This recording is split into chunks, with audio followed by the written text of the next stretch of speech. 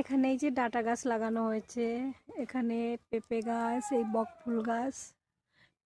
তো সব কিছুই একটা লিমিট থাকে না, সব জিনিসেরই একটা থাকে। তো সেই জিনিসটা আমি যদি ঠিকঠাক করে যত্ন না করি, সেই জিনিসটা ঠিকঠাক কিন্তু বড় হবে না। অযত্নে সেটা একদম বেঁকা তেরা সব কিছু হয়ে থাকবে, সোজা কিন্তু আর হবে না, সুন্দরও হবে না। তাই দেখো 2-4 দিন ধরে এই গাছটায় আমি জল দিচ্ছি আর করছি, কি সুন্দর শাকগুলো তাজা তাজা হয়ে যাচ্ছে। এদিকে জঙ্গল হয়ে আছে, এগুলো যদি পরিষ্কার করে দিই আরেকটু ভালো হবে। তো সব ক্ষেত্রেই আমি এই যে ফেসবুকটা করছি, আমি প্রায় 2 বছর ধরে হয়তো ফেসবুক ইউটিউবের মধ্যে আছি, কিন্তু সেরকমভাবে আমি কাজ করি না। কারণ কি, সেরকমভাবে আমার কাজ করা হয় না, টাইম পাই না, বা অনেক ঝামেলা থাকে, অনেক ব্যাপার থাকে।